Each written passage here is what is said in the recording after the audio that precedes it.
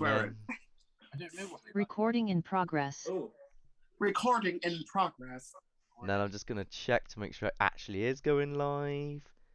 Which it is! We are now live on YouTube. Hi everybody, this is Haunted the Truth and I am Mark. With me at the moment we have Chris up here, Josh over here, Daniel over here, and we've got our guest Robin with us today. And we may have some other people joining as well. Feel free to join at any point if you want to join. Just whack a comment in and then I will give you the link and stuff. So we're going to be discussing, if Josh can keep himself together. You didn't say Gemma's name. Oh, and Gemma, of course, and Gemma with Josh. Hey, have you seen the background for the YouTube live? No. We're all in picture frames in a haunted house. Yeah. Yeah. Yeah, that's... You just got on to that, Chris. I just realised that. Yeah.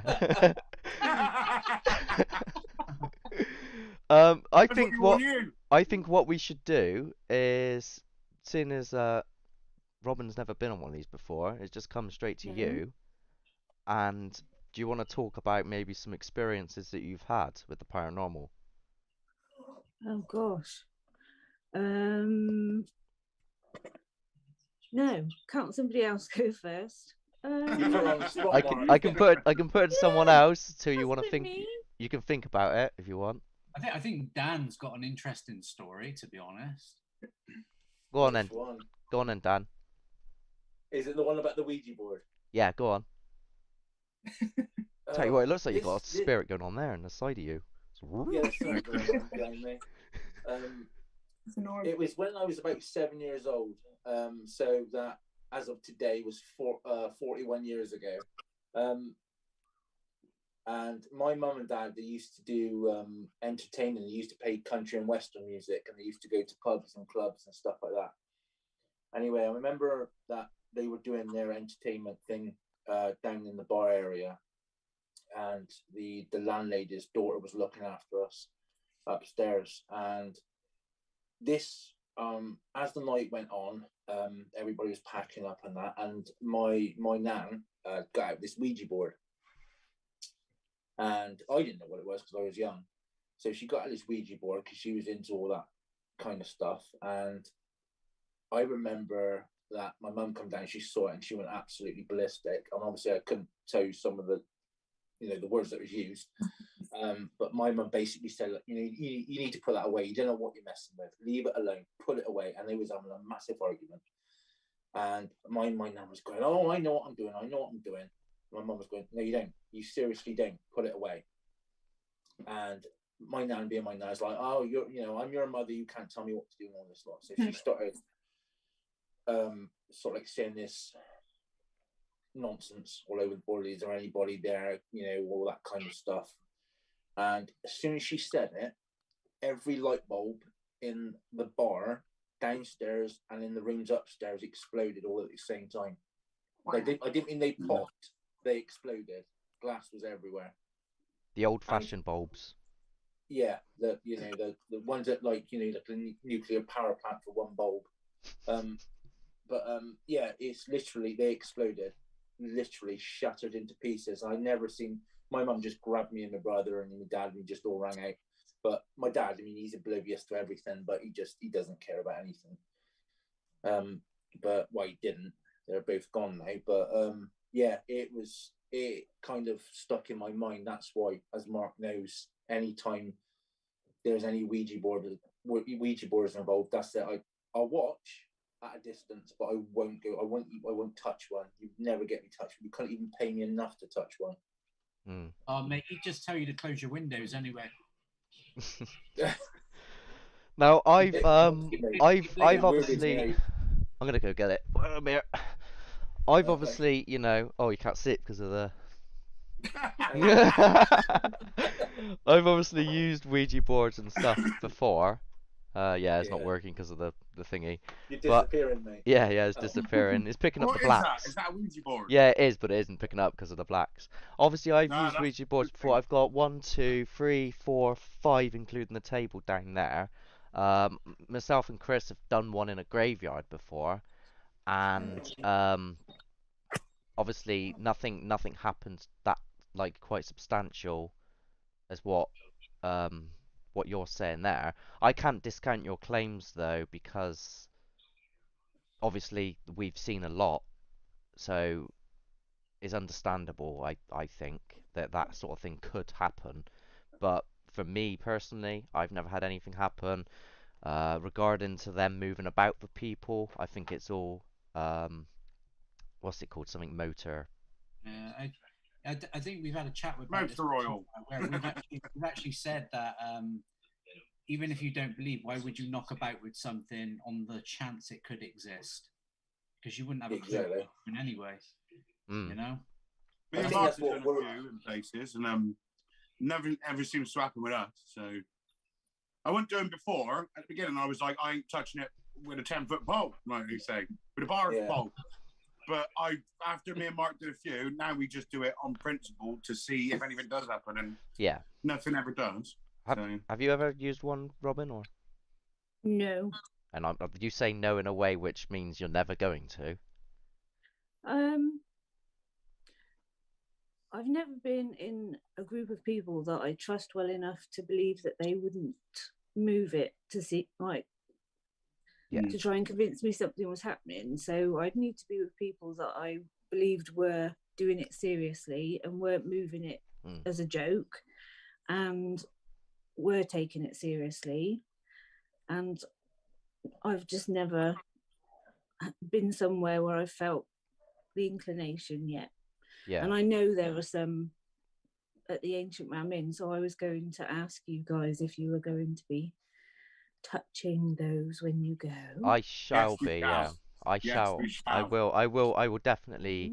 I will definitely go on it. It probably won't be like a long stretch, and I can't even guarantee if anybody's watching this now that will be in the video. We don't have to go near it. We stay way well. No. To be honest. Me and Mark can go in a room separately and do one.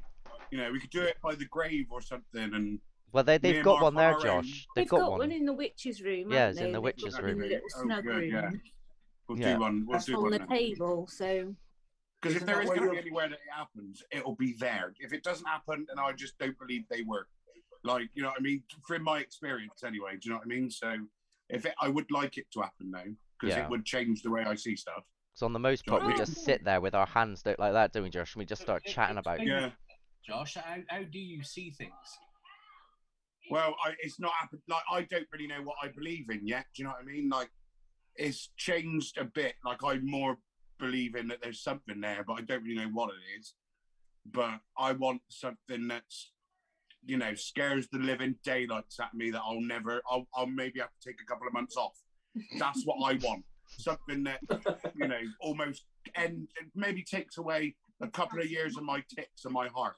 That's what I need. Yeah, do you know but what I mean? Josh, whenever we try and put you in those positions, you go, no! I know, but at the Ancient Ram Inn, right, it's a 1,000-year-old pub, so I won't get many chances to do this again. We'll be locked in. You know, I don't think anyone wants to rob that place because it's scary. I wouldn't want to rob that place. I'd be pooing myself the whole way around. No, you wouldn't take anything home with you from there, would you? No, I mean, like, I would love to, yeah, but I would want to, because you never know what's going to be attached to it. He has said he's willing to go in a room on his own now. Yeah, so. I'll take Timmy with me. Have you found, Gemma, anything odd happening, like from him coming back from investigations that we've done? No. No, we do hear stuff sometimes. And you know, I gave him a haunted doll once as well. Did any occurrences happen around that? No, I don't know. Did I give that back to you? You did give it back to me, and then I crashed my car. Yeah, she didn't do anything. No, she didn't. I thought maybe something had happened, but no. So Gemma, he has a lot of clowns. So Josh does, yeah. I don't like clowns. No. I don't mind clowns. We've got some skeleton clowns somewhere. Oh, he's gonna. Josh, it might not show up. Get them. It might not show up, Josh. Something wrong about clowns. Oh, it's got to. There get is Timmy. definitely something wrong with clowns. It's got Timmy. Daniel, you might want to cover your eyes because he's bringing his clown. Oh, I didn't. It's not gonna. Oh, it does. It does show up. I can't see him, so it's just as well. He sits on a little swing. Swing. Josh, you're going in and out of things. Josh, you're literally going into the back rooms, yeah? Yeah. No. If I say It's in my my best head, friend. if I Chris. say in my head what my interpretation of Yes. claims are, Um, you couldn't broadcast it. Chris. Stories, you've got loads. Obviously, you had past experiences before I even met you, and that it was kind of what got us to start this. It's from the stories that you spoke of. Do you want to touch on any of those, if from what you can say? I think personally, the core of where it stems from is, I mean, put ghosts aside, right? The problems I had was dealing with attachment, because I didn't initially believe in that sort of thing. I was a skeptic Yeah. against anything like that, and I witnessed someone suffering with attachment from a location, and it wasn't just your typical 5 minute, 10 minute thing. It went on for about a good month at least. And I think the story, I can't name the person, but he was because he doesn't really want to be named, and he had a hard time dealing with it. But we went to a location called Barragurney, and he had some experiences there. He vanished in a picture, and he was quite terrified of that. And all that led to him wanting to see more. I think that was the core of it. He would have experiences and it was never enough. He wanted more. So he discovered the whole thing of taunting. So he would taunt the spirit in the location to a harsh degree. He'd go on for hours. And like pictures were taken of the area, things were captured on video. People blamed the videos for being cursed as well. And the guy, after the whole investigation was finished, he went home to his wife. And when he got home after a late night down at Snuff Mills, his wife said to him, "What have I told you about bringing people back to the house after your nights out?" And he said, "There's no one here with me." And she told him to get rid of whoever was in the house because it was late. He had to show her that there was no one there, but she had seen someone in the house. They went to bed that evening and he was led awake, and all of a sudden his drawers and his, I can't verify this is just what I've been told, but all the drawers in his cupboards and his curtains all opened, and his wife completely freaked out and she left him. She went back home, and she was very superstitious. And then he had problems at work where he lost his job. Well, not lost his job, but yeah, his job became hard. And it was just one of these things where, you talk to someone about the situation and they don't understand. So there was only one thing you could do, is go and talk to someone who was dealing with attachment at the time. So he went and spoke to this guy who knew a hell of a lot about getting rid of these things. But instead of telling him how to get rid of these attachments, he ended up telling him where he got it from, and he had no knowledge of this. So it was impossible for him to know where he caught this attachment from. But he told him, and said it was a spirit from a mental asylum that was following him around. And it scared the living daylights out of him. But it wasn't the case of there was any harm done to him. It was all psychological. It was, he felt depressed. Lots of things in his life went wrong. He's got the noise box going in the background, by the way, guys. Yeah. I've not got some creepy child track playing. He had a lot of problems with his life, the worst luck you could imagine.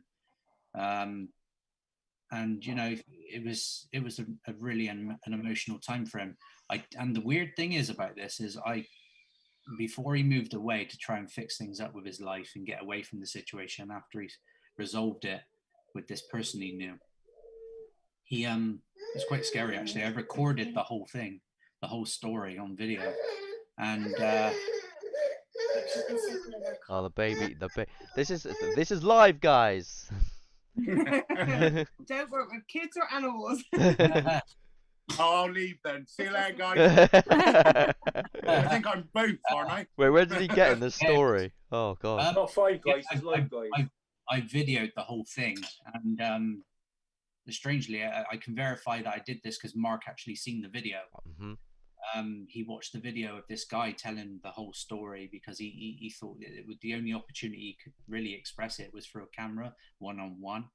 And after the night I showed Mark the footage of this guy expressing his problems with attachment, the whole footage just vanished. It was gone, completely Look at gone. Josh's face. He's not having any of that. I couldn't. It was on my computer. It was on my hard Honestly, drive, Josh is gone. I've looked. and it's gone. It's completely gone. And it It's was the never- government. The government. Yeah. Government. Wow. Yeah, you had real proof. Boris Johnson. That's a good point actually. Like, do you think that like anyone here, if we did actually capture something like there was undeniable evidence of something very abnormal, that it would get pulled off the internet, like a load of people in black suits would just come and take us away or something? No. No, You no. really They're gonna believe do in that any anyway. black? No. It's That's just very- No, that's for that's for aliens. The Men in Black. Yeah. Different They're not bothered phenomenon. about ghosts, are they? I don't know. Well, we're under this like sort of perception that there's some stuff that we're not meant to know about. Yeah. Of course, we sound Maybe. like a bit like conspiracy now. Yeah. It's a bit Ooh. We're We're all not going mental. know about it. Maybe one way to find out, right? Yeah, I- we're gonna have to get proper proof. Like, Yeah. I need to change my position. I look like Simon Cowell sitting like that. I tell you. do Dan? That's the thing. Yeah, look at that. Look. Yeah. I can see it. No, I don't know. I can't remember, Robin, if you've mentioned stuff in the past about like what is your oh god, I got to go away. What is your actual views on, you were like a firm believer, you were like partial skeptic? Do I believe in ghosts? Yeah. Yeah, I do. Okay. I've had funny experiences. I've had near-death experiences. I've had things touch me. I've heard things. I've used dowsing rods and had things talk to me. Sporadically, not reliably. Oh, it always is. Unfortunately, I wish I could do it reliably, because then I could just pick them up and show you and say, "Oh, look, there you go. There's proof," in front of a camera. But it doesn't work like that, No, it doesn't. because they're off having fun somewhere else sometimes. But yeah, I believe in ghosts, good and bad. I believe places can be haunted by nice things, sometimes not very nice things. I believe places can record moments in time and replay them. Like the stone tape theory. Yeah, I believe in things like that. Yeah. What would you say Yeah. the most Yeah. interesting thing, which you would say is the most substantial bit of evidence that's made you go, yes, that this is it now? Not our stuff, like in personal stuff. My personal experience that convinced me. Yeah. A family member made me a promise a Mm. very, very, very long time ago that I'd forgotten about. And then I had a very traumatic experience in which I died a few times and had to be resuscitated.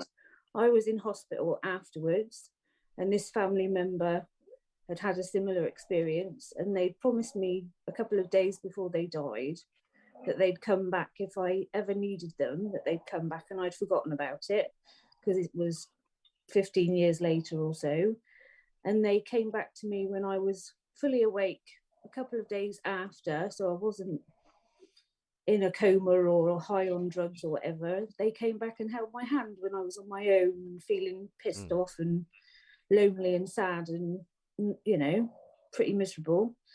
And that was it then. I just thought, oh my God, because I had forgotten about it. And then I mentioned it to somebody and they said, well, of course that's what it was. And think about it. And I did think about it. And I remembered about this promise that they'd said. And then I was just like, oh my God, that was it then. That's quite amazing. And that was when I was nearly 30. So I was not a teenager thinking, oh, woogie, woogie, woogie, or watching those films and believing little white lights were spirits or anything. This was something genuine. Like, I looked at my hand, there was nothing to see there. I couldn't move it because there was somebody's hand around it and I could feel it there. Yeah. It was very, very bizarre. And then I've had things since then, and I see things in my house. And what, like physically?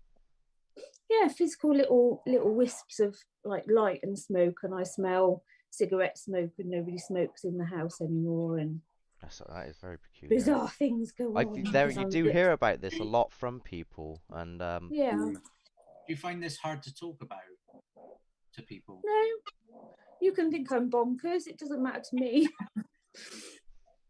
I don't need to convince you. You'll either have an experience yourself. Say bonkers like it's a bad thing. Huh? No, I don't mind being bonkers. Like I'm quite happy to be bonkers. Like, we've gone to some locations in the Mark, and like some locations, some people they find it really hard to talk about it, even to us, and like they don't want it to be known. You know, our episode on the Poltergeist house is like, it's one of the most creepiest places in Bristol, and like it's just not known. It's not known at all. Like if another team, I can understand them not wanting people to know that their house is haunted. No one will believe them. So yeah, it's one new. Well, is that what are you saying? I was going to say, Ancient Ram Inn. I think at some point I'm going to get a chance to go to Poltergeist House. So either one of those two completely convinces me, you know. And I think out of both of them, maybe the Poltergeist House will probably be the one that will do it the most, because you know Ancient Ram Inn is on other people's experiences. The Poltergeist House is on Chris's and Mark's experience, which you know, I'm more likely to believe your guys, and you know, rather than other people that have been there. You mean the Bristol Poltergeist House? Or are you talking about it's the one in our episode? Yeah, right. yeah. Referring one to in our... Chris and Mark's episode. Yeah. So I was just like, I think that one once the get flying to go there. The one with the flying penguin episode. The little penguin that fell over. Yeah. Yeah. Here he is. That was bonkers. That I couldn't believe that. Yeah, they let us keep that, which was nice. Yeah, I've run tests on it and everything. I even put it in my car and was driving around to see how easy it would fall over, and it isn't easy. So it's quite incredible that goes over.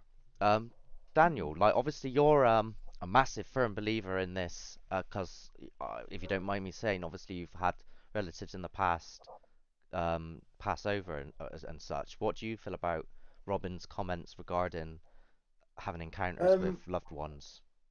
Well, as you guys know, I mean, the most emotional thing for me in my life was losing my parents, because they were very loving parents. And I've always believed, because you asked me when we started when I joined you guys, and you asked me why I believed, and I kind of said, I think you have to believe in something. If in life you don't have anything to believe in, what's the point of living? And to me, it's like, I want to believe that I'm going to see my loved ones again. I want to believe I can hug my mum and dad again and speak to them and be with them. That's what I believe in. That's why I believe it. And it's funny, because when you mentioned about the ram, I wanted to pose a question to you guys, because obviously, you know, Mark especially knows my experiences, what I felt, you know, in the ram when we've gone before with certain groups. And I want to sort of like have your opinions of how I can approach the ram, because I'm very apprehensive about it, especially the bishop's room. You know, I something, it just really bugs me about that room. I can't put my finger on it, but everything that's happened to me has been in there. And I'm starting to be, it's funny because the roles are reversing, because I'm feeling a little bit skeptical now, because I'm thinking how much of that was implanted in my brain from the groups we were with. I'm not saying there's anything bad with what they do, because they're brilliant, but how much of it was implanted in my mind at that time, as opposed to what you guys do, because going with you guys is the fact it's just going to be us there, and no standing in a circle and the pendulum, human pendulum thing and all that kind of stuff. You know, how much is going to affect me this time if it does. What would you suggest I do to have a bit more of a open mind? Because I'm very like that about it at the moment, especially the bishop's room. Oh. Well, Chris, like obviously you know quite a lot about the Yeah, I would psychological. say the truth is, Dan, you're overthinking it. That's the point you were making in your own statement. You know how you perceive it when you go. The people you're going with, it has a massive effect on you. Kind of rub off on you, don't they? I'm not trying to debunk the whole situation there. I'm trying to just be reasonable with it. You've got to think about it as a haunted place. It looks haunted. It looks scary, full of old things. And yes, you know, it's got a big reputation. That plays a lot in how you feel. And when people are driving into you, this is the scariest room in the house, and you're going in it, you're going to feel this, you're going to feel that. It's going to go into you psychologically. I think the people you're going with now, we're going to be quite confident going in there. We're all going to stick. We're all going to stick together. Yeah, but Josh, let's talk sense, right? When you're scared, what do you do? Mesh yourself. Get closer to one of you guys and make sure I'm in the middle. Yeah. Think about this, right? You start cracking jokes, don't you? Yes. Yeah. Right. So everything's going to be, you know, enhanced slightly. Like, so for example, when Josh gets scared, he starts singing. Should I learn some like 400-year-old jokes just to have the period? Gregorian chant is what you need. You know, a bit of Gregorian chant, Josh. Oh, was yeah, it? that's true. Yeah. I could just be like, you know, one went to knock on one's door. He said, "Oh hey," and then, you know, the oldie knock jokes. You know, it'd be great. I think But I am going to start singing. I am going to start talking like I am now, because as soon as Dan started talking about the bishop's room, I was thinking, one, that's going to be the room that you guys now put me in on my own. I know that. And two, I just thought about sitting on the bed and seeing just a shadow of a person in the darkness, you know, through the darkness. So already just talking about it is putting stuff in my head. So I think when we go there, we need to think of it as not scary at all.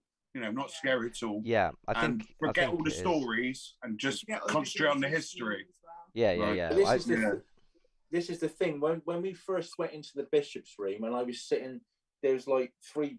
Well, I won't spoil it too much, but there was like three beds in this one room. I was by the window, and they weren't particularly talking about anything in particular. They were just, is there anybody out there and stuff like that. And me, I usually chat for England, as you guys know, and I sat there and I was silent. I didn't want to say a thing. And I remember the lady we were with, Karen. She kept looking at me. And I wasn't saying anything. Then I started to get a shooting pain in my eye. And it went into my neck and down my spine. And for whatever reason, I just started crying. Nothing was said to me. I didn't say anything. I just started crying. I burst out crying. I don't know if Mark remembers that. Yeah. But I don't know why I started crying, because I wasn't particularly sad. You know, and they wasn't, at the time, I didn't feel they was projecting anything to start that off. They wasn't talking about anything sad.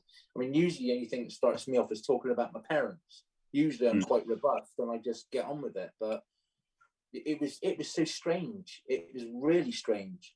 Yeah, I think we're going to have experiences there. I really do. Personal ones and group ones. I think we're going to see some stuff, but we're going to do what a lot of people don't do and stay there. And we've been given permission to basically do a little bit of talking. Now, a lot of people, they might watch our stuff. They might watch our stuff and go, "Why are you being so aggressive? Why are you going into these places and going, oh, come on, if you think you're so clever, why don't you chuck some of you absolute blah blah blah blah bleep bleep bleep bleep," right? Yeah, bleep, yeah. And that's because I personally, and I think Chris, you're on this level with me as well, I personally don't think this joining hands in a circle and going, "Come on, my love, join us now in this circle, and can you make it not?" It doesn't have the same effect. You do not get the same effect of things going absolutely mental. Well, and as well, you've got to remember, like, if you've got a group leader, I've seen it a lot where they just do not take breaks in their talking. There's always someone talking, you know, and it dampens the situation because you want to listen to what's going on. The amount people miss because they're constantly asking question after question and not giving it enough time in between to get a reaction. Sorry, I was going to say, what bothers me about the taunting is that, I mean, obviously, I'm not going to say don't do it, because 9 times out of 10 it does get some sort of reaction. But what bothers me is the way I see it, envision it in my head, is that these spirits were once people. So if you go up to somebody in the street and say, "This effing have you," you're going to get smacked. Yeah. So We won. if a goat, like you were saying, like Snuff Mills, that they're throwing stones at you, if you're taunting them, they're going to throw something at you because they're thinking, you can't speak to me like that, I'm going to whack you. And that's what they're doing. It's the same thing. That's the way I look at it. It's like, if you're going to go into the ram and say, come on then, let's have you, you know, F this, F and that, and all that lot, and then you're going to get slapped around the head with a chair or something, you're on your own. Do you know what I mean?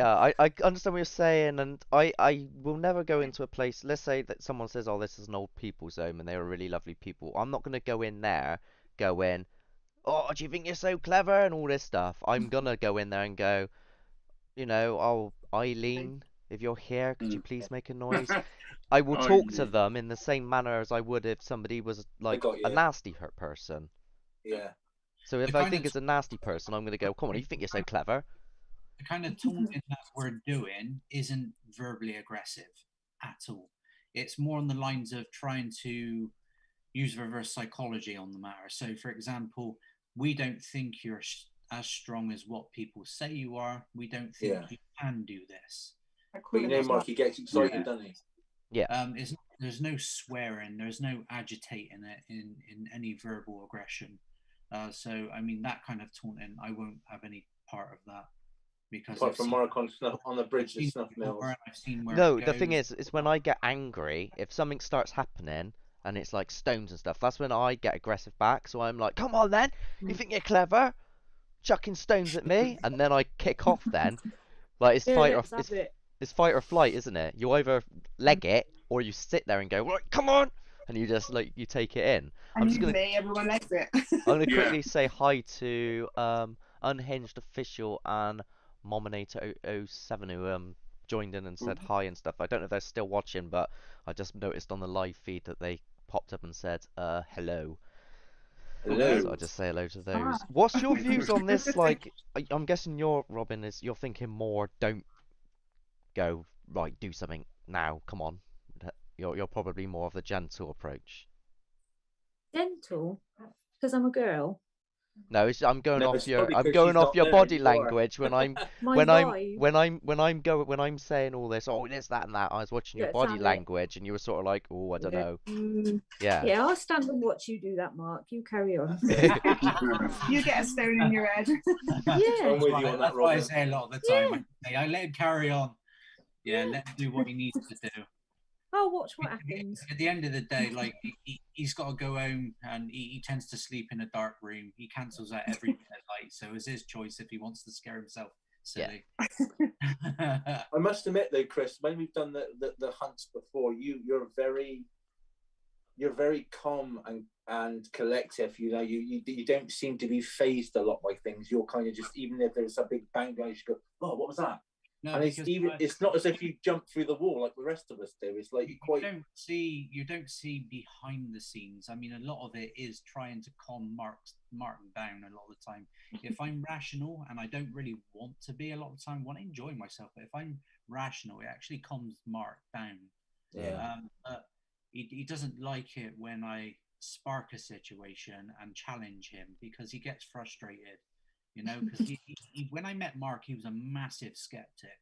And I met him, I said to him, "Look, listen, give this a chance, right? And do it this way and that way. Change your approach," because his approach was it was awful. It just, not even I liked it. And I liked him as a person. No, yeah. I would go into places, and if there was a bang, I'd go, "Oh, hang on, it could be, I'm going around testing the environment."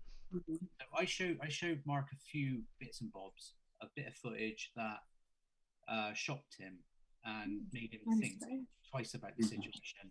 He then went to the locations himself and was patient, more patient than what he had to be before. and he had his own experiences, and that is where he changed, having his own experiences. So he wouldn't be sat here right now having these conversations if he didn't have those experiences, believe me. No. So, you know, it's very important for me to actually be that way for his sake as well.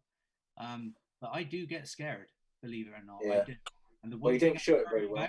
I worry about that attachment. I don't like the look of it. I've seen it. And I'm not saying I believe in it, but I've seen it. So it's enough to scare me in itself, because why would you mess with something on the chance it might actually be real? Yeah. I don't want nothing coming back to my house. I'm No, definitely not. sure you guys don't as well. And that's the situation. I think there was a point with after Snuff Mills where I started to think, I mean, if we're going back to, you know, stories and stuff, I started to wonder, oh, what if something's actually followed me after I've wound it up so much? Because I can tell you now that that editing was horrendous to do.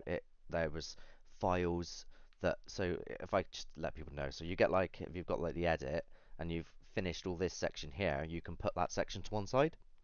And we were continuing on with another section, and then Chris says to me, oh Mark, let's just watch it through, see what it's like. And we start watching it through, and files have moved around. Some files are corrupted, some files have deleted, so I put them all back to how they're supposed to be, back into the edit again, and they just keep disappearing.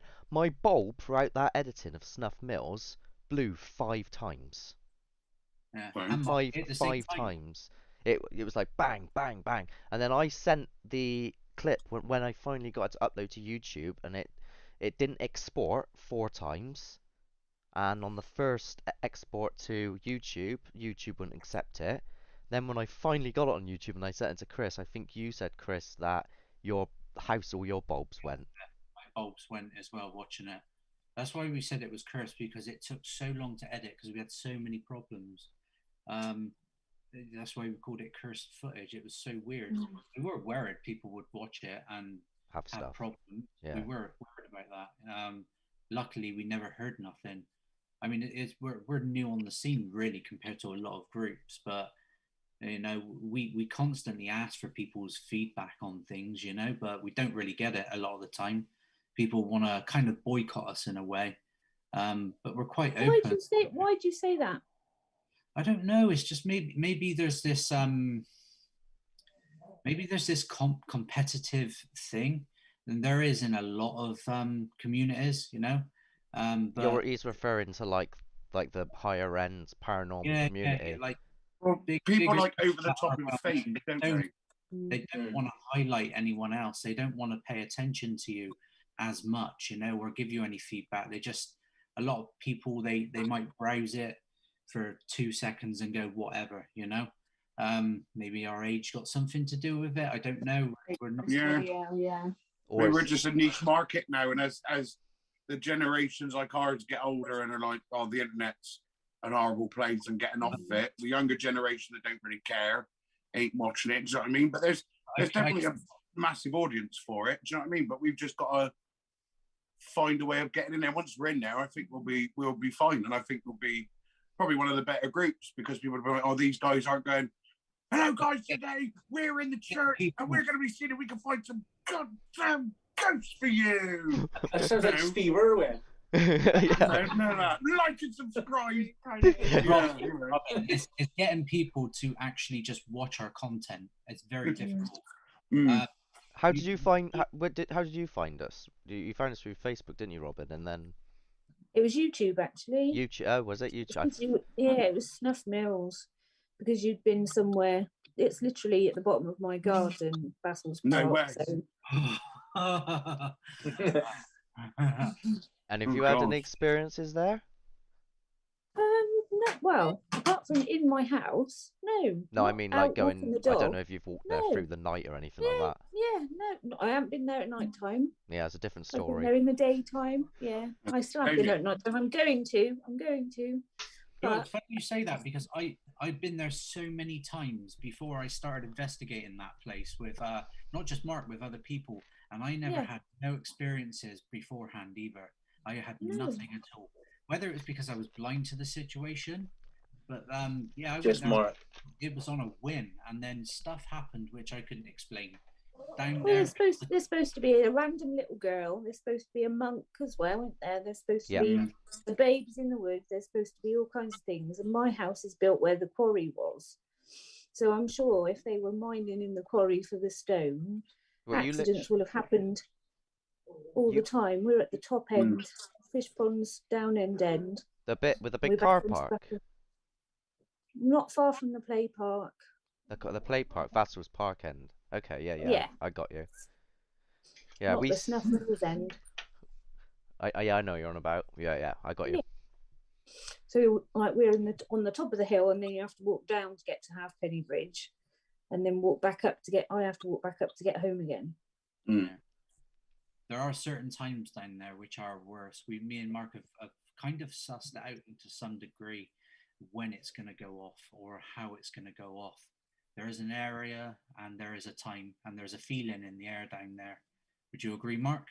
Yeah, it's a bit of a bizarre one because excuse, there's a reason I'm doing this as a live at home. Trying to I've just choke had, I'm at the back end of coronavirus, so you have to excuse Was it me. Corona, Mark? Yeah, so that's why we're having to do it like this instead. I don't want to miss a video for the audience. Don't be giving our picture coronavirus, right? Our picture's nice and clean. again. Oh, get away. What was the question? What was Time the area place is funny. Stuff like that. the what? You can tell when it's going to be a weird environment there. Oh yeah, of course. So I was, like you get these people that say, oh, I can sense this in the air and and I've got a, chance and all this sort of thing, right? I was like, nah, there's none of this. You go into a building and you can feel things. It's just, someone says somewhere scary and it's in your head, therefore you feel scared. That was what my viewpoints were, okay? But then in Snuff Mills, I started to notice this sort of feeling in the air where one minute it's like one type of feeling, then it goes dense, kind of like before a thunderstorm comes Take your in. K2 meter down there and I check have, yeah, what the it K2 does meter. at the same time. Oh my Does it go word! mental? I got a story, right? I went down there not long ago, and I felt this feeling that I'm talking about, where it feels like, moments before a thunderstorm comes, it goes all humid and the air is like all like heavy. Yeah, it did that, and I started walking across the bridge, and my K2 meter was sticking up to orange, and it was staying orange. I don't know if I can find it here. Ah, here it is. So it was like that on orange. Yeah. And the further I got down, it was going up and up and up and up and up, bit by bit by bit. And the air, as I was moving forward, it was like, I felt like I was going up a mountain. It was getting thinner and thinner and thinner and thinner. And I was like, this is weird. Like, what is this feeling? You could feel like almost like the electric, like all my hairs were going on end. And I was like, I'm not doing anything to feel scared, but there's definitely something making this device go off, which is some sort of electrical type of something in the air. And that's what happens at Snuff Mills. It builds up this sort of dense calm before the storm, and then the storm, and then it just goes absolutely mental. Then things start being chucked at you, and then it goes, disappears, and it stops. Well, they for a use bit. all of the energy gets used up, doesn't it?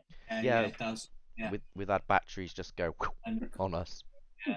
I mean, it's quite scary when you get like your phone and it's on 80%. And I know the cold can do this, but to take it down to like 2% from 80% is insane. In seconds. And then when something happens alongside that, you then, you put that with that. You're like, well, that happened. I mean, if it just happened in general, like we've had torches which have just drained, and then, we've been like, oh, well, we have been using it for about 25 minutes, so, and there's not activity happening straight after. So I like to take note of things happening in patterns, and then more than often, because this is a scientific way of doing things, you look for patterns. So if I notice something happens after something, I go, it happened again, and then it's not a coincidence anymore. Yeah. Or it might be a faulty torch.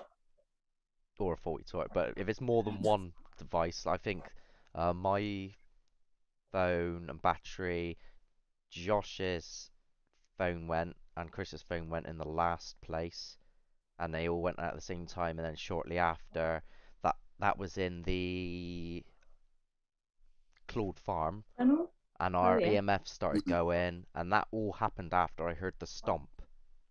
Yeah. So it was like cause and effect. Yeah, it's very. There is a pattern to it, definitely. It's being patient, really, isn't it? You've got to wait it out. You have to, and people aren't patient these days. Let's face it. We tell people about the location, and they go down there for 10 minutes, and they go, didn't have nothing, and you're like, how long did you stay there? 10 minutes, nothing happened, got bored. Yeah. You can't do that. You can't do that. Yeah. I used to be that way. Yeah, Josh. Huh? Yeah, right, yeah. I just listened. It's the quietest I've ever been. Has she given you a Valium or something, Josh? No, it's just because obviously when you're chatting, I don't know if when I'm chatting, you know, it cuts off your guys' mics and stuff like that. No. So I know on the internet you kind of got to be quiet even more to hear what everyone's saying. And my voice kind of takes over. So, you know, I'm starting to grow up, Mark. Be proud of me. Don't do that. Well, I'll grow up as much as I can. What about Josh's and Gemma's experiences then? Has Gemma had anything when is Josh like kind of never had anything? I had one when I was younger, which in hindsight, when I was older, realised there was probably something a bit funny. So when we lived in Windsor, I think I was about, I don't know, I was in year 1 or year 2 or something like that. So early, and we were in Windsor, and it was old converted army houses. Because my stepdad was in the Grenadier Guards, and one night there was a giant bloke. He was about 7 foot, and my stepdad at the time was about 6'7", so he was a big bloke. And this bloke was bigger than him and taller than him, and he had a massive dark green army jacket on, which, you know, being like 5 or 6 years old at the time, didn't really know what the hell that was he was wearing. He had loads of badges on, which, you know, at the time didn't put 2 and 2 together. Just had a massive bloke in some sort of army with loads of badges on, huge, like a tyrant from Resident Evil, or like the Hulk. Or Nemesis. He was bloody big. It wasn't real. It wasn't like looked like a real person. He was huge, and he stood right next to my light. And I sort of looked out and went up. I had to go right next to him because he was right at the end of my bed. So then I had to go and turn my light on, and he'd disappear.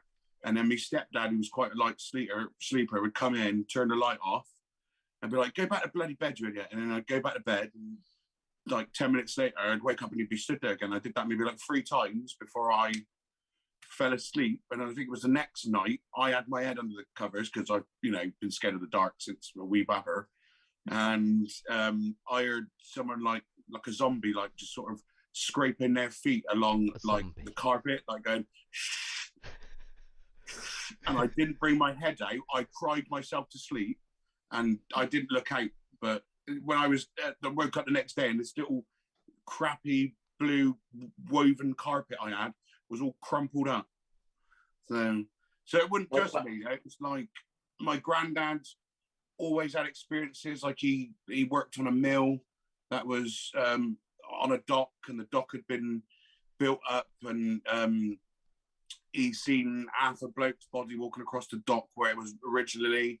And in that same place, there was a big bit of like MDF or something like that, and it was up against the wall like that, and it just come away from the wall and sort of went like that, stayed there for a second, and then slammed down. And he left the old factory mill open, lights on. Boss was like, "Why did you leave everything running and on?" And he explained it, and they were like, "Oh, that's just Dave. That's Dave. And I guess you've seen him walking down the dock as well, did you?" And he was like, "Yeah."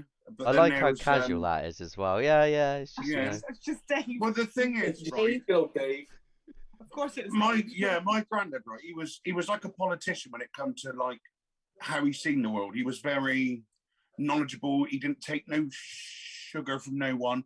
And, you know, he wasn't stupid. He was clever. He was a mechanical engineer.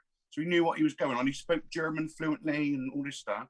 But when it came to ghosts and stuff like that, he had a lot of experiences. Like, he used to go to Germany and there was a hotel he'd stay in. And he would always stay in the same room because he knew that there was an old ghost lady that apparently was in there. And he'd wake up and someone would be trying to be pulling the quilt covers off of him.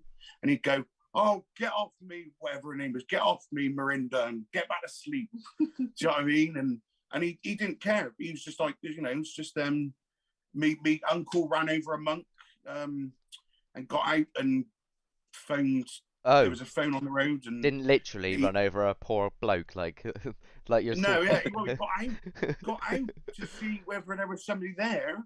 And my uncle was an engineer as well, so not a stupid bloke, you know, not like he was on drugs, you know, not as mental as me. He was a clever bloke.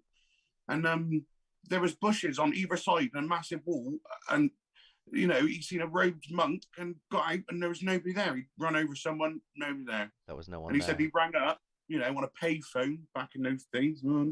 And he said the police were like, "Are you on this road?" And he was like, "Yeah." And he was like, "We've had about 8 of those in the last couple of weeks." So it's other people see it as well. It's really weird. So let's get this straight. Hang on, Chris. Hang on. Just in case this luck, because I'm limited on Zoom at the moment to 40 minutes. Okay. So if this suddenly cuts off for us, I will restart the meeting and then we'll carry on from where that is. And I'm just saying that to people on YouTube as well. Cool. Go, Chris.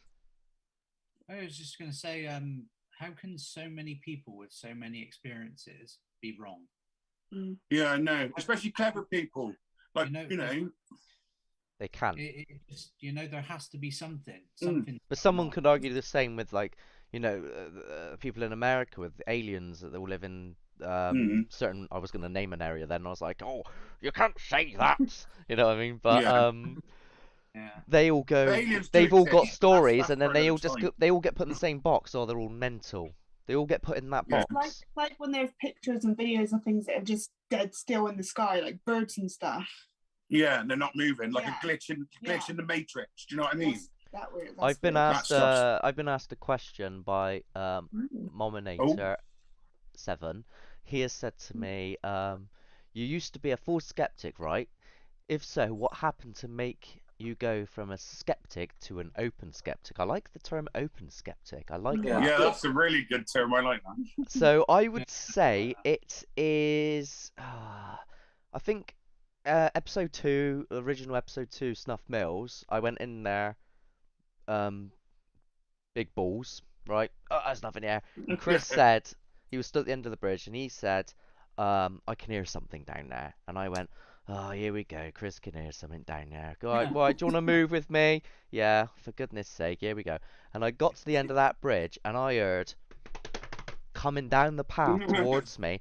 My initial thoughts were, nutter in the woods, 2 in the morning, axe wielding maniac. No, so we legged it. You can watch it. It's on the YouTube, and I'm there, screaming my head off. Was that when I was there as well? Yeah, you were there as well. You let out that horrendous scream. I had a panic attack. He left us.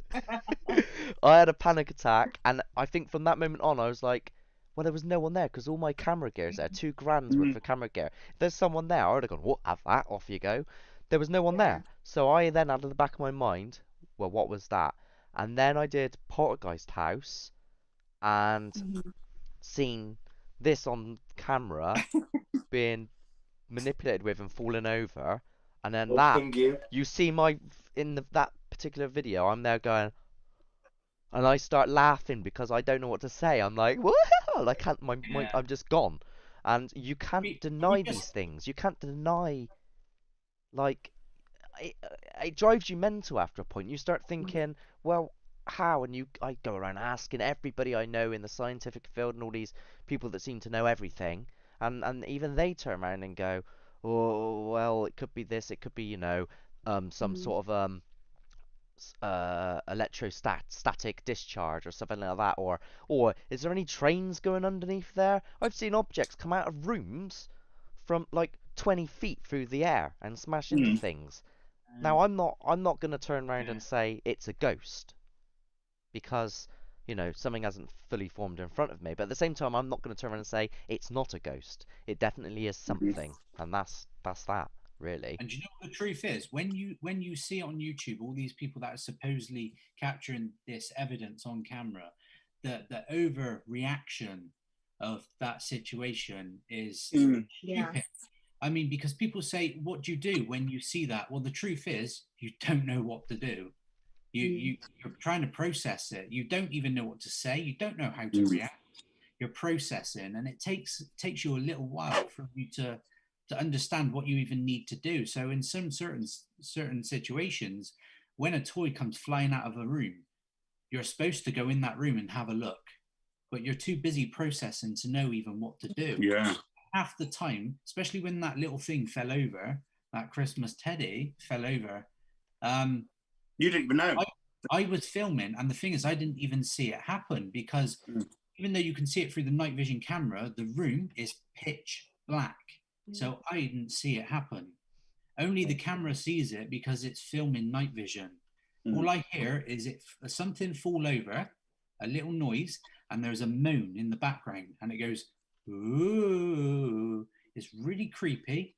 I got down off the ladder, went down. Mark looked at the footage, and that is when we both seen what happened on camera. And in that moment, you go, well, what the hell do we do now? Because that's impossible, right? And we're looking at each other, trying to process it. Mark don't even know what to do. We want to go down to the owners and say, how have you done that? And the thing is, we've looked at the footage thousands and thousands of times and tried to find an explanation for it.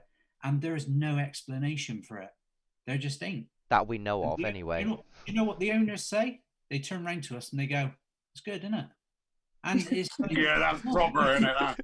Good, isn't it? It's like Carl it's good, isn't it? And it's like, oh, are you serious? No, that's not good. It's not good. Like that guy's house, that the ladder moved as well. Yes, that ladder. And I've had people go, oh yeah, you know, the base of the ladder could be slightly off. It could be broken. The ladder, and I went, what? So yeah, okay, a ladder could be broken. It could fall. It could collapse. I get that. But when a ladder comes away, sits upright for about 3 seconds, and then slams back down again. No, it just can't be. There's no way that. We caught that from 2 different angles as well. You know what? That's where your pants fill with cake and you run off.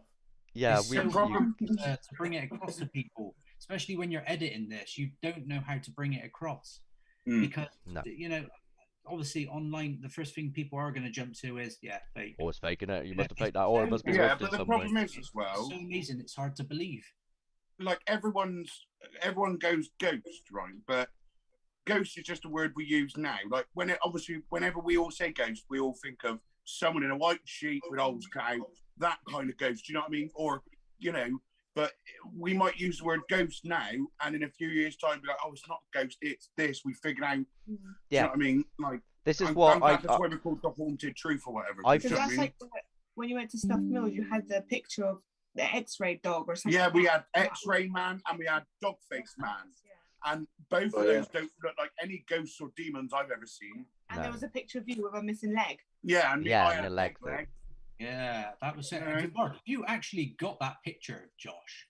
Is there any way of actually streaming that now, so they can actually see Josh with one leg? Because that is absolutely impossible. Let me have a look. Let me just. That was incredible. That was. It's a very peculiar instance that when that actually happened, and I've asked many people that are photographers who have done stuff like degrees and all sorts, and I've got a media degree, so that I try to bring that forward when producing and stuff with making stuff, and I can't even fathom what's going on there, because I can understand if Josh was doing the can or moving around or anything like that, but he stood still having a wee against the tree, and all of a sudden especially his leg's gone. Right, it says that only Mark can share stuff, so I can send it to you. So I've got okay, hang on, I've probably got it anyway. Yeah, if you see this picture. Because I know you did it in negative as well. you changed it to negative, and in the negative, it's still exactly the same. Yeah. Yeah. God This blame There, picture but was the so background of filmed the as picture's well. still there. It's weird. Yeah, because I'm being extra still. One, because I'm winging, and two, because obviously I've said this before, but right in front of me is like a waist-high wall and a path. So all I keep thinking is, please don't let there be some little child that now looks up from this stone wall and looks at me peeing, because I'm going to pee everywhere and run. I don't know if I You can. won't I don't know if I can share it to here, but I can bring Mm. the window over so our viewers can see it. So Oh. I'm gonna bring the window over. So on, this is Microsoft Paint. So there you can see Yeah, good old Josh's paint. leg completely gone, and he stood still. This here is a bag that he's got, which I told him to carry. And yeah, his Where am leg I is supposed to view this to? I can't see his leg's nothing. gone. Yeah, you won't be able to see it because I don't know how to bring it into this picture frame business thing I've got set up here. But Right. currently on YouTube, that's what everyone is It's amazing, right? It's like seeing. this is at the moment as well. So this picture, you know, this is the original picture. There's no tampering with it. It's amazing. No. I even remember what you said, Mark. I was like, you were like, I'm taking a picture, and I was like, what, me peeing? You're like, no, don't worry, I'm not getting you in that. And just, you know. No, it I was remember Chris. exactly what you said. Chris took so the weird. photo. You've got Yeah. someone better in the head.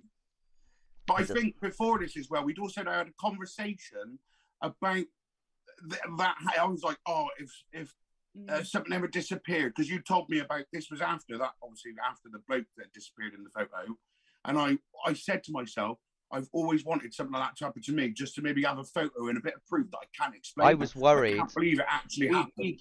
We have seen this before, though, Josh. We've seen one of our followers did send us a picture once of their husband, and his head was missing. Yeah, Do you remember that? Yeah. Yeah, the head's missing. And shortly after, didn't it turn out that they'd hung themselves? Yeah, like a few weeks. So I was later. worried, Josh. I thought you were gonna break your leg or something after that. Yeah, well, I think you said that to me as well, and I you know, was very careful running up and down the stairs for a couple of weeks after that. Have you two ever got like weird photographs or anything that you thought that's odd? That's a bit of a personal question, Marcus. But I'm talking to Not for YouTube. Yeah, not for YouTube. No, not you. For Danny and Robin specifically, because obviously they're a bit quiet at the moment. For bringing No, them. not really. I mean, not you, Josh. Shut up. Anything? No. Sorry, he's like. Yeah, have you ever? Here's a question for Robin. Robin, about our channel. What is it that you found fascinating about the channel? Fascinating. I liked the fact that Mark went from being a complete skeptic and completely there is no such thing as ghosts, and then you can watch in the space of an episode, the Snuff Mills episode, his journey of conversion, almost from being a stone cold skeptic to having his awakening, and you caught that, never mind catching anything paranormal. I like the fact that his journey from being, oh, there's no such thing, to actually finding out there is something was in that episode. And I do like seeing grown men scream. Is my kink. I'm so edgy now. I am ridiculously edgy now. In the Farley tunnels that we did, you know, we were hearing all sorts of crazy stuff, and then me and Josh went down that end to go get my camera. Me and Josh heard that cluttering down that tunnel. Josh then goes, "Ah!" starts screaming, right? I then crap my pants, leg it, trip over on that the rocks and stuff. Thankfully, I went sideways like that, slid across the floor, and I can't handle hearing running anymore. Like I've been out in public, and there's a panic response. Like if I hear someone running now, even when I'm out and about, if I hear running, I'm like that. Like it's like I can't deal with that sound. I don't know. It's like PTSD, but I don't want to say that. Yeah. Do you think that's from the Snuff Mills there? Yeah, it's because of Snuff Mills has done that to me. Yeah. a sodding place. I've been there loads of times after that, and other people have heard the walking behind them on that bridge as well. And it's like, what the hell is that? I've been told it's something called a leshy, which is a Yeah, I've seen the guardian, picture of that. yeah, guardian demon of the forest. And I went and stupidly Googled it, and I was like, great, if that popped up in front of my face, I'd probably faint. What is it actually like the tentacles and stuff that like? Is it one of those?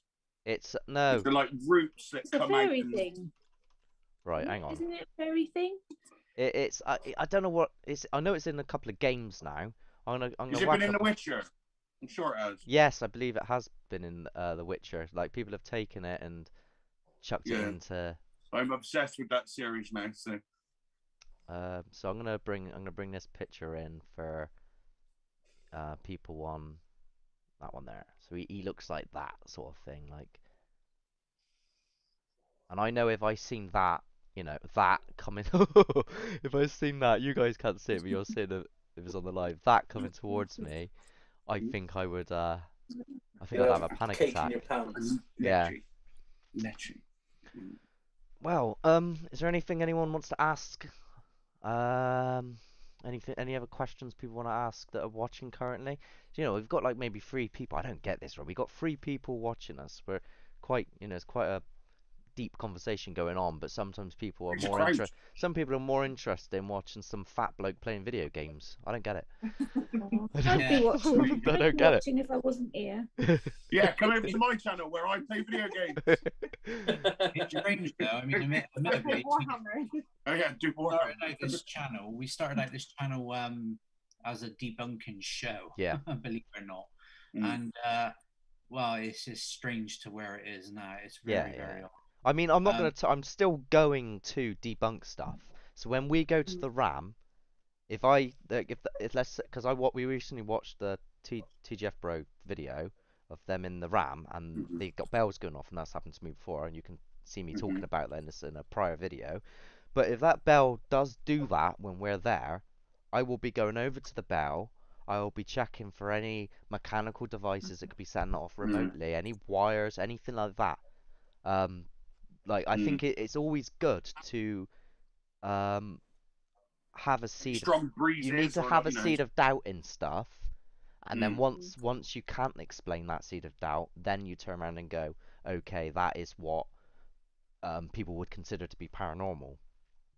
Yeah. Obviously, obviously some people, a lot of these ghost shows that you see online, they go into these places with the perception of there is this woman in grey who, you know, Eileen, and she's seen blah blah blah, and they go in there chatting like straight away. They're like, in the introduction, this building has a ghost of Eileen that's a headless, and it's like, whereas I say the story is there's a ghost of Eileen, we're gonna see what there is, let's have a look. That's the difference between what I think I want to put across, rather than what the general consensus is. You're almost trying to prove it to yourself, aren't you, rather than other people? Yeah, it's more for us than, you know, obviously we want to get some sort of recognition, because we would have to do this as a job.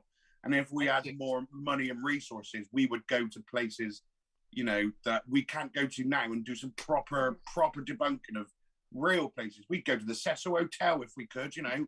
And stuff like that. Do you know what I mean? But we don't have the money for it. We don't have the funds to we did. to do this. We're trying to get, you know, monetized, you know. And the things that will help boost our dreams of what we want to do. But like it's very difficult, you know. It is. I mean, for our channel now, it is more the case of come and watch a skeptic shit himself. I will say to people on that note, and I haven't said this before because I don't want to put people in pressure, and I hate asking for stuff, but we have set up a PayPal donations page. We do have a Patreon, and we do have a GoFundMe. So if that's something you do want to contribute to, just send me a little message and I can send you the details. It's also going to be in the description. You don't have to, but all the money that you use is not going to be for us to live and go buy a fast car, right? everything that you give to us, we will put into this show for making it better for you guys. Because this is not about what we want. This is about where do you want us to go? What do you want us to see and to capture? This show is for you. It's not for us, really. It's But for what you can say, Josh. it's like we do, even though it is for us, you know, but it's for you or whatever. But we do really enjoy it as well. Even though I don't know why I do it every time, because it's more fear than, you know, I would ever. I'd rather go in front of 3 billion people than do this, or do you know what I mean, or have a million tarantulas over me than if I see an actual demon in front of me. But I love it. I absolutely love doing it with you guys. Do you know what I mean? And you know, I hope one day we can go to proper places, even better. Like the Ancient Ram is just a start of it for, you know, for me anyway, of proper places we can go, and then, you know, Poltergeist House and sky's the limit, really. Yeah, it is, and it's also Mark eating a slice of his humble pie as well. And I personally, I think this channel is growing slowly. It's growing slowly, and like the episodes are worth watching. They're worth your time. They really are, 100%. And it takes a lot out of us to do this. So the appreciation we have, even off of you, Robin, is amazing. So we appreciate that. Thank you. Do we have a compilation of Mark eating? Because he's always nibbling on something. No, do you know what? I don't think it's on camera. He's always got he's got oranges, crisps, chocolate, sandwiches. Always. Yeah. Normally I'm having a little picnic. No, I think we edit it out normally. There's one bit where we were in the tunnels and I'm munching on an apple and I'm trying to talk and I'm like, there's someone here. And then Josh is like, Mark, that's not English what you're saying. Like, it's quite funny. I think the thing as well you mentioned early on, you touched on as well, is about is the sensory kind of side of it. Yeah. Is, I don't know if you remember in Farley Tunnel, is when, do you know when that we were kind of together and that bang happened? Yes. Behind us. Well, literally, it was literally seconds before that. I can't remember if I said it aloud or not, or it's caught on video or what, but I said I felt like something touched the back of my calf muscle. There, and then literally seconds after that bang went off. Now, I've got to be honest with you, I am starting to question myself when I've been before to different places, whether it's been imprinted in my brain, like, you know, planted in there. But the one thing I know I'm confident in is what I feel.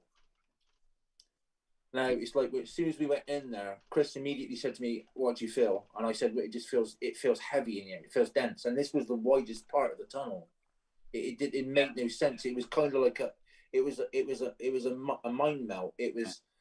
I thought I was having a brain fart. No one should ever question that about you, Dan, and not about anyone, because even I felt it as well. I feel that dense feeling. We did. No, it was the second we walked. We were going down, and then all of a sudden the air just went on us. It went thick, and it was like a warmth feeling. I'm like, what?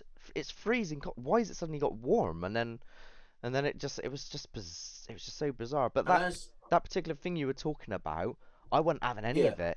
Me and Chris had to sit through that video, and I'm there going, "Oh, come off it! You must have done something here." And we literally watched it scene by scene. Like literally, it was, wasn't it, Chris? We were going like inch by inch, and it was like no one did that. Even at the time, I didn't believe it. I was like, if someone's done this, I'm gonna have you.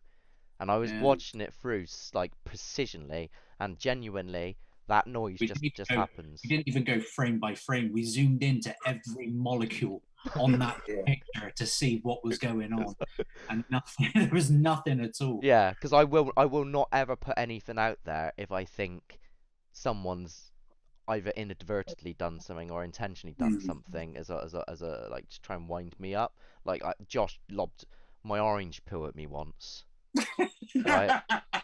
And I looked round and he was just laughing. I knew straight away he'd done it, right? So obviously that didn't go into the episode because I don't want to put anything like that across.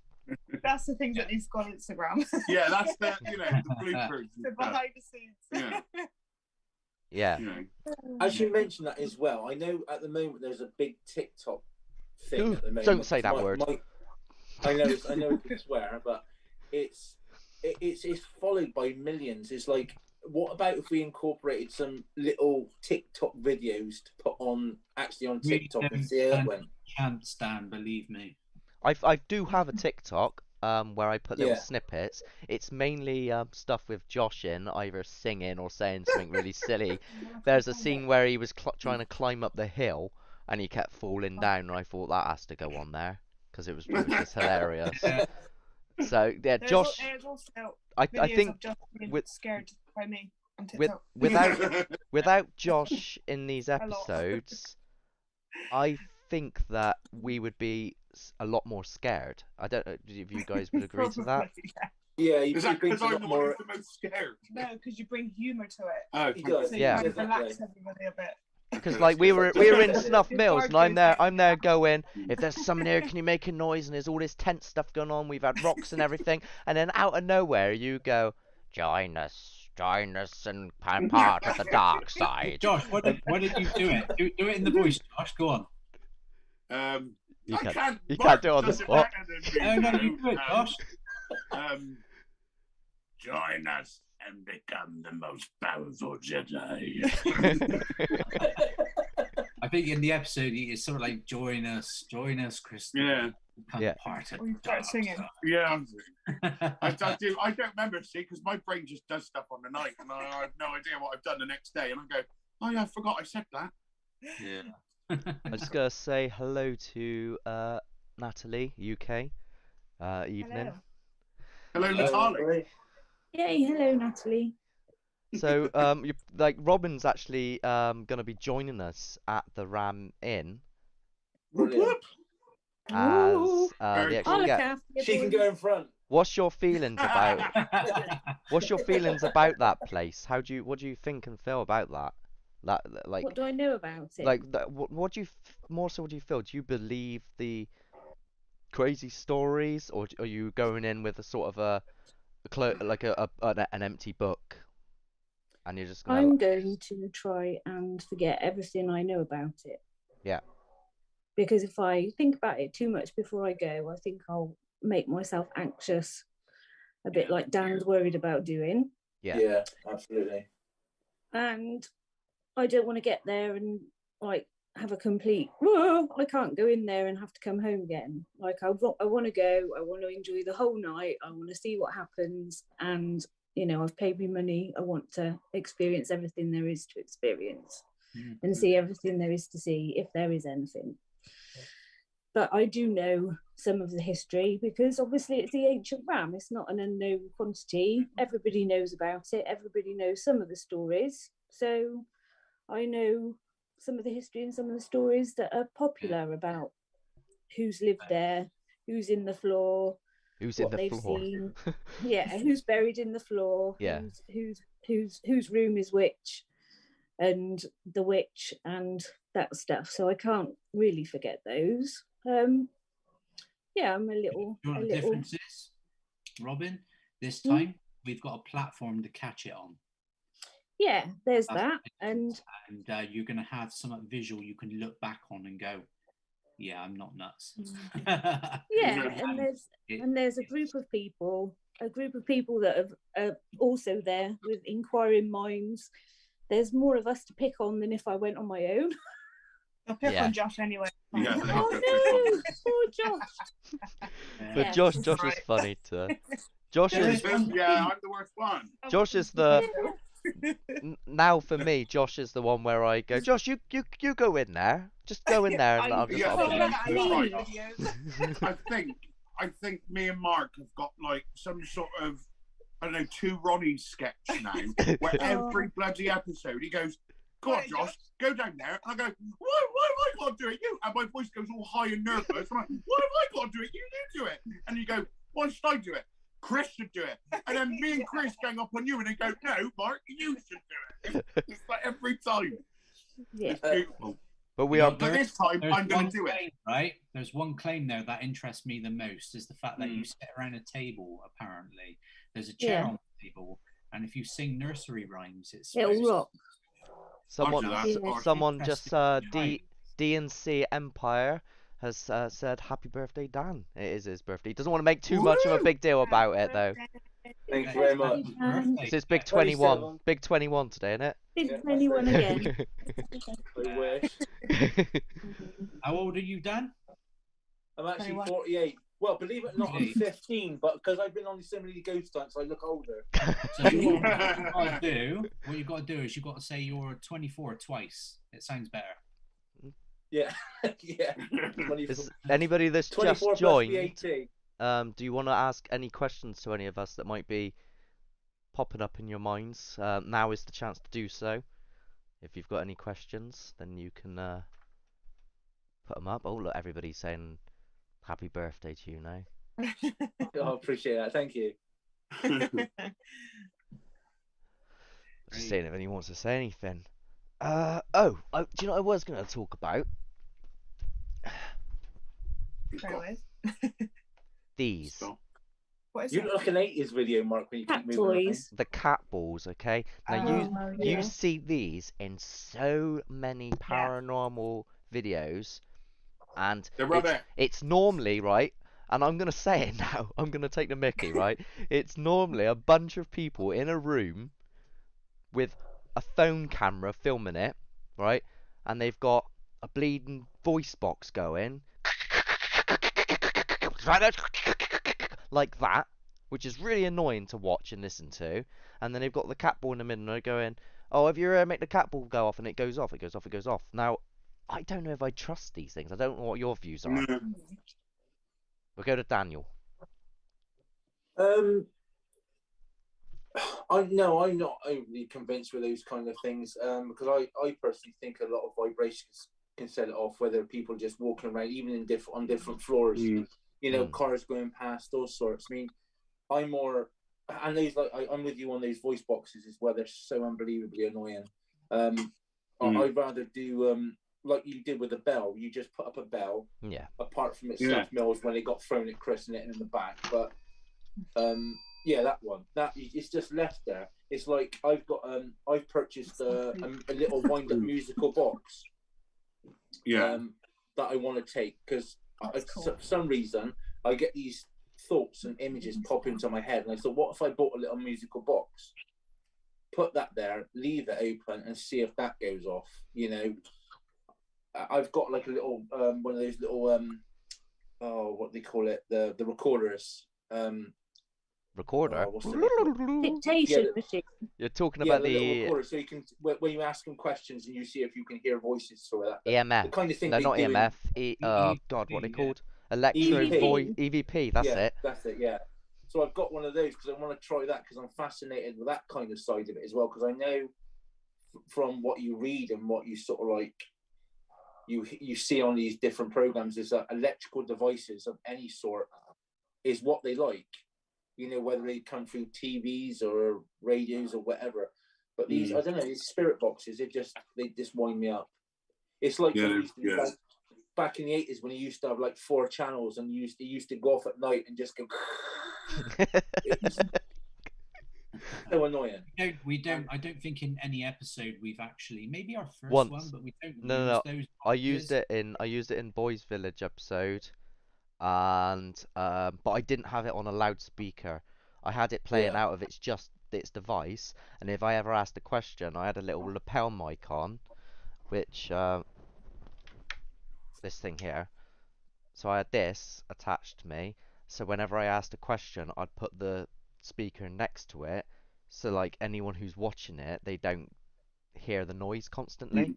And then if I heard something getting picked up on it, that's when I would move over to the audio with the lapel. And I preferred doing it that way. And I would be honest with you, even though I we're taking the mick out of them and putting them down now, this was the boys' village, and it said that, it was like a boarding school type place, and it was said that some of the people there were abused, some of them killed themselves and stuff like that. And you were there with me, Josh. Yeah. And we had that like kid's voice go. It said something like "go" or something like that. Yeah. And I was like, that is weird.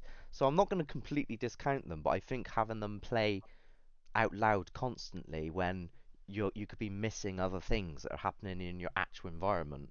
Yeah. That's where I think there's a problem. We have a question. Do you agree with channels that claim to be real but are fake and accept people's money based on their dishonesty? No, because it makes it hard for you guys to be out there. Yeah, it's true. AKA Really Haunted. He's the biggest fake I've seen. Credits any real stuff. If you're going to go out there and maybe be for kids and be because there's some weird stuff on YouTube now, but a lot of it seems to be at kids. But if we're going to go out there and say we're real, then be like, well, you give a disclaimer. Do you know what I mean? Because you can't say any of this is real until even we can't say it's real. We don't know. Nobody knows. No. But if you're going to take money and say real proof, then no, it's not right. No, I think the only way you can deal with the situation is not talk about these people. I mean, if you give them free publicity. Yeah, I just mentioned a few people that are and channels that are definitely 100% fake, and mentioning them, you're gonna go and check them out, and they don't deserve it. That's the thing. But then you get people which seem to be really naive. Now, I don't want to put down people's beliefs and stuff, but sometimes people want to believe so much that they don't seem to realize what they're seeing is a load of not like rubbish. It's a load of crap. Codwaller. And then you come forward and then you try and say, like that really haunted bloke who, he's clearly using green screens and setting his cameras up and has all sorts of things set up. I can see that, right? I know that that's what's going on, and I've got evidence to provide it. But you try and tell this to some of his viewers, and they get defensive about it. Yeah. And they get funny about it, and I'm like, they want to believe. I mean, but we don't discourage people believing, because I mean, our channel is a debunking show. That's what it's supposed to be. But we're providing evidence on what we see. So if we see nothing, you see nothing. And unfortunately, we've all had to take a chunk out of our humble pie and admit there is something. Definitely, 100%. Yeah, there's something. I think we don't know what that is. I think the things with a lot of these shows is I think they start out with good intention, and then they get corrupted. And then they get corrupted by these. They start taking off, and they get corrupted by these channels and stuff, and then it's more about the money and the entertainment value rather than the actual truth. Yeah, but the thing is, if we had a sponsor and something, say if we had Raid Shadow Legends or Bang Energy Drink or whatever, the ones that are on there now, just because we've been sponsored by Raid, say because Raid pay a lot, say if they gave us 50,000 for one episode, right? Just because they gave us 50,000 doesn't mean, one, we're going to see anything, but just because we don't see anything doesn't mean it won't be entertaining. Do you know what I mean? I think, like I said, because we're debunking, just because we debunk it doesn't mean we also don't believe. Do you know what I mean? It's like you can disagree with somebody but still like them. So we don't really debunk anything, do we? We haven't managed to. No, it's hard. It's hard to debunk something. The thing is, I'm the whole point of the truth is telling the truth. And when something happens that doesn't make any sense, I've got no other way of saying, well, that's abnormal, and this is showing signs of what everybody in today's culture calls ghosts and paranormal. So when you hear someone's story, like everybody's stories that have spoken of today, they all link to this concept of the paranormal and what we know of as today. But me and Chris have discussed, going and trying to talk to like Amazon Prime and stuff like that, to, like go down that route of TV. And I think our major concerns of that is that we would be under the umbrella of a production team and be expected to do it in certain ways and have it in their ways. Yes. Yeah. And then they're going to expect the shows. They claim that it's for entertainment purposes only, and that's a very sketchy situation because some of our episodes that we've had have been very boring. Like it's just simply because sometimes we don't get nothing. Yeah, and sometimes it really is nothing, and we start trying to hunt for stuff just to try and make it exciting. Like there's times where things have made knocks and bangs and stuff, and I've been thinking to myself, well, we're in an old house, it's probably just that. but we have to make it creepy and entertaining for people at the same time as also telling the truth. And there's sort of a weird line there. But if somebody turns around to me and says, "Oh, do you think that was a ghost?" I'll be honest. Why we put a little bit of background music to it, just to enhance the situation of the video. But I mean, to be honest, is it causing any harm to people? No. I mean, you can still watch everything as it is. I'm always happy as well.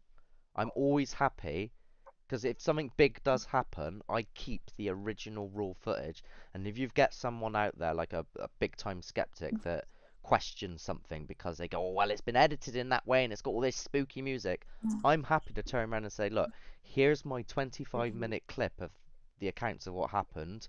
Watch it." And there's not many people out there that will do that. I'm not going to sit for a bit now. I'm happy for that. Yeah. Is there anything else anyone wants to say before we wrap up? No, but this has been, I don't know, this has been amazing. Like, we struggled before to get 12 to 15 minutes worth of talking. And now, because we're all more comfortable, we've done it a few times, we've had, almost an hour with no effort at all. Yeah, it's just over an hour. Why hasn't this cut off yet, Mark? I don't know. I'm amazed. I'm amazed that Zoom's. I've kept looking at the. Why hasn't this cut off? And it was gone. Yeah, well, thanks for all. Thanks anyway. for all coming and joining. Thanks for everybody who's watched it so far. Potentially, I'm gonna leave this as it is, live on YouTube with the whole chat. It may be edited down and re-uploaded. I don't know yet. I don't know. I don't think you should just add it on. I mean, this is what people want, right? Yeah, if people want to listen to this, they can. And thanks to for Robin for joining us. You're the only one out of everybody I sent it to that actually came in. We might do a few more of these, so if anybody has watched this now and they think, "Oh, I wish I could have come on," and even if you're a skeptic, if you want to challenge some of the things that we're saying, then and share an opinion. Feel free to come in and say that, because we'll talk about that as well. But as always, subscribe, like, and share. Hit that bell for notifications. And we might have a couple of other episodes before the RAM, maybe. We might try to chuck a few things in there. Well, no, not might, we will. And until next time, thank you for watching. Is anyone going to eat that on the table before we go? I'm just going to eat that on the table, right? Oh yeah, this is a setting, by the way, which I just picked up through Zoom. I know it says Happy Halloween. It isn't Halloween, but it's the only one that looked cool because it was a haunted house. It's quality. There's a cat there and all sorts. You realise? Yeah. Well, thank you so much, everybody who's come to this, and I'll catch you, and we'll see you anyway at the Ram. Presumably we don't all die before then. But I don't say that. and thank you.